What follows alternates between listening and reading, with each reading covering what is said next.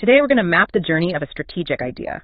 From just a whisper in a boardroom all the way to a multi-million-dollar authorized project. It's a fascinating process. It is, and it's easy to just focus on the execution part, Yeah. you know, the spreadsheets, the deadlines. But honestly, the most critical work, the stuff that really determines success or failure, happens before the project even officially begins. Absolutely. That whole pre-initiation process is probably the most powerful form of risk management an organization has. It's not just paperwork. Not at all. If you can grasp these 8 specific steps, these gates, you really understand the difference between a company that invests strategically and one that just spends. So the whole life cycle is basically a vetting process. It's a rigorous one. Yeah. It's designed to answer 3 questions over and over again. First, why are we doing this? Second, is it financially worth it? And third, maybe the most important, can we actually deliver it? We've got some great sources detailing this life cycle of strategic project initiation, and our mission today is to give you that clear, structured map. We'll see how strategy, finance, and technical readiness all have to intersect. Think of it like a job interview for the project idea. It has to pass every stage to get hired. I like that. Okay, let's jump in. First section, defining the why. Let's do it. So we start at stage 1, the strategic trigger. And you have to remember, this isn't a project yet, not even close. It's the genesis, the initial spark. Exactly. It's an executive seeing a huge opportunity or maybe a critical unsolved problem. So who are the players at this very early stage? Who's at the table? This is really high level. We're talking the board, the C-suite, the strategy unit.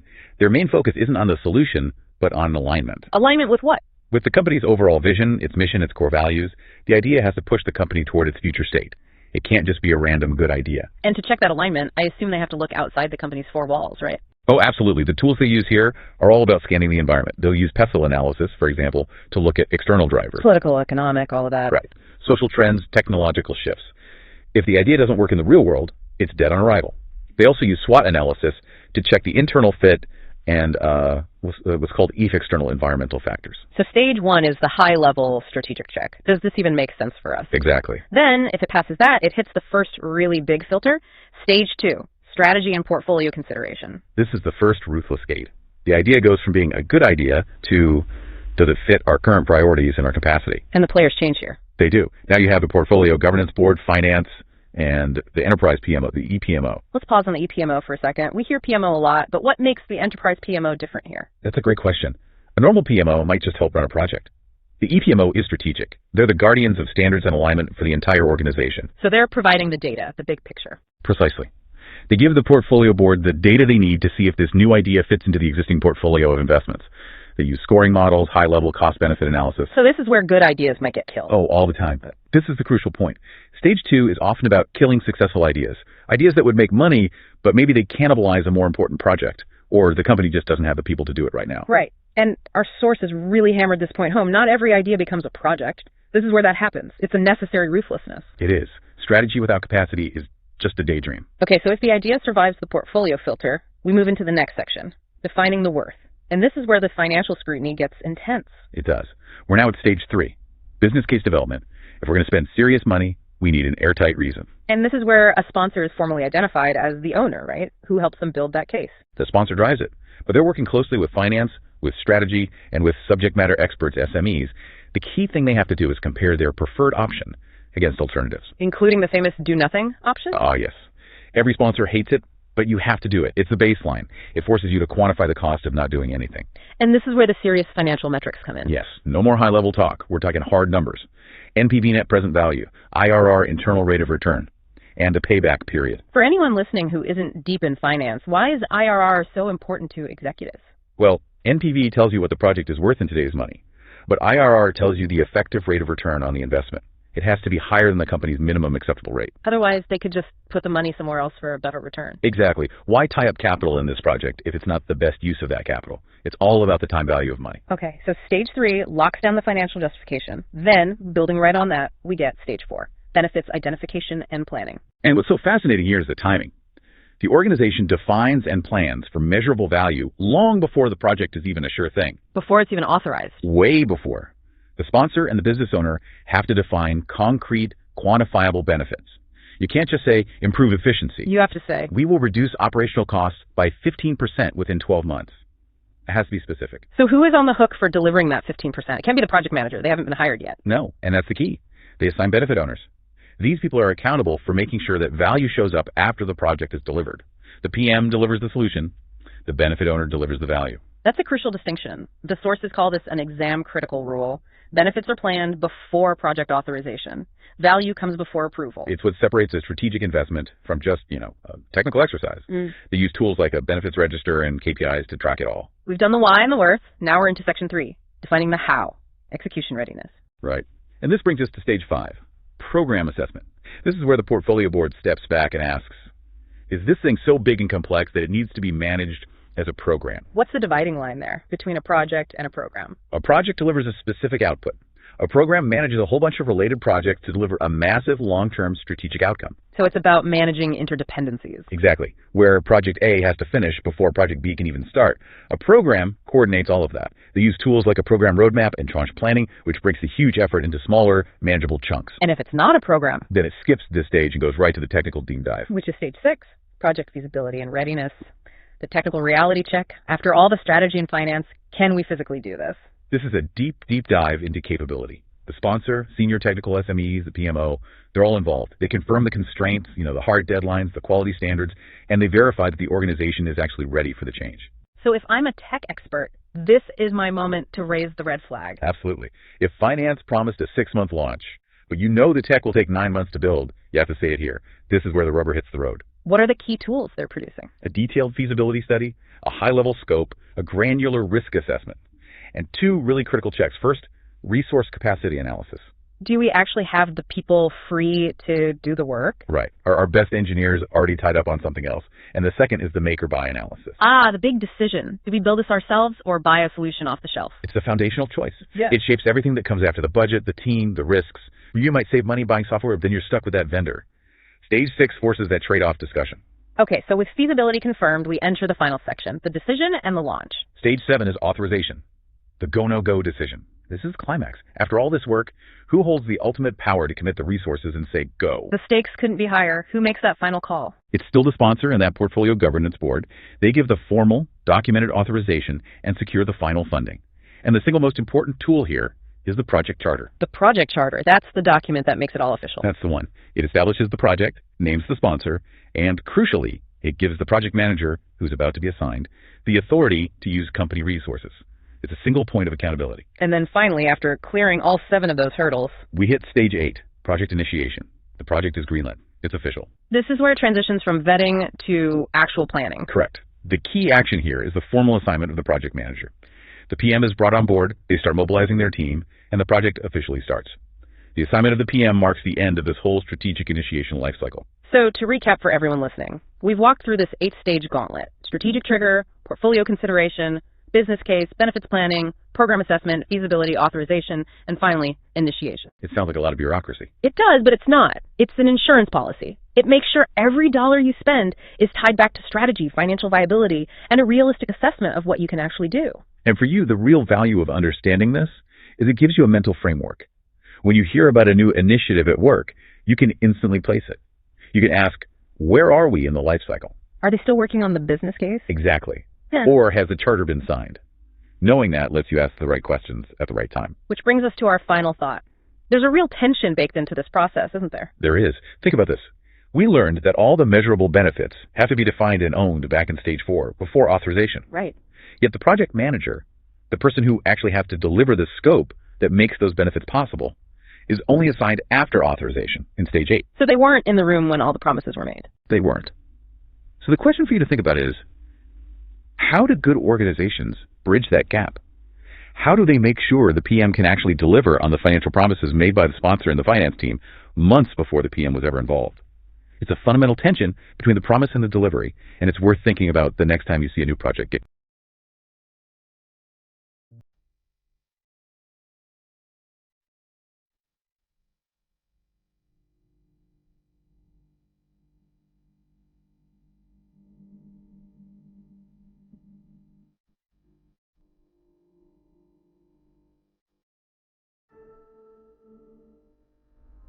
All about this massive paradigm shift that's happening. Exactly. We're moving away from just delivering outputs, the thing you built, to realizing actual outcomes, to creating real business value. And this isn't just some academic theory. If you're studying for the PMP, this is the new philosophy. It's everything. For so long, the project manager was just the guardian of the iron triangle, right? That's it. Scope, schedule, cost. You were judged on one thing and one thing only.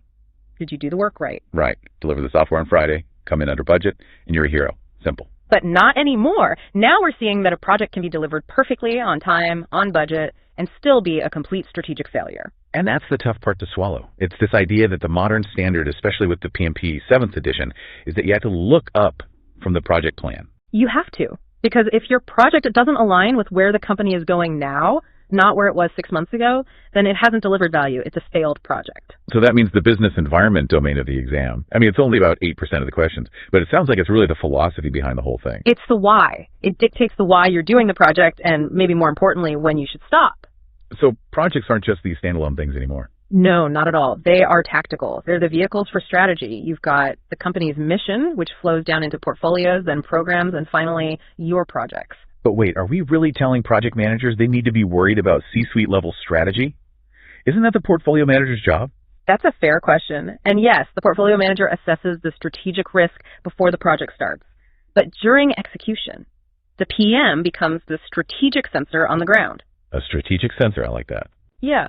If the world changes, if some external factor suddenly makes the business case invalid, the modern PM has an obligation to raise a flag. You're not just a passive implementer anymore. Okay, so to be that sensor, you need the right tools. And the first one we need to unpack is the one that really cements this idea of strategic alignment, the Balanced Scorecard. The BSC, developed by Kaplan and Norton. And what's so brilliant about it is how it deals with that tension between lagging and leading indicators. Right, because traditional metrics are all lagging, aren't they? Things like ROI or profit.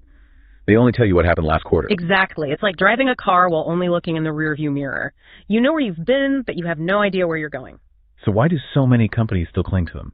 Well, because they're easy. They're quantifiable. The finance department understands them. Shareholders get them. The BSC was designed to break that addiction. To force a more balanced view. Precisely. It makes you measure things that actually predict future financial success. It ensures you're looking at value from 4 different perspectives. And for the PMP exam, you absolutely have to know these 4 perspectives. The first one, financial, is the one everyone already knows. It's the baseline, the shareholder's view. It asks, how should we appear to succeed financially? So your project might be about cost reduction, implementing automation. Or it could be a revenue growth project, like a new product launch. Straightforward enough. But then we move beyond money to the customer perspective. This is where we ask, how should we appear to our customers? It's about ensuring the project creates real market value. So this is where something like a user experience project would fit in. Redesigning a website UI, for example. A perfect example. You're aligning the project to customer satisfaction and loyalty. And you'd measure success with things like Net Promoter Score or NPS and customer retention. Okay, so after customer, we look inward.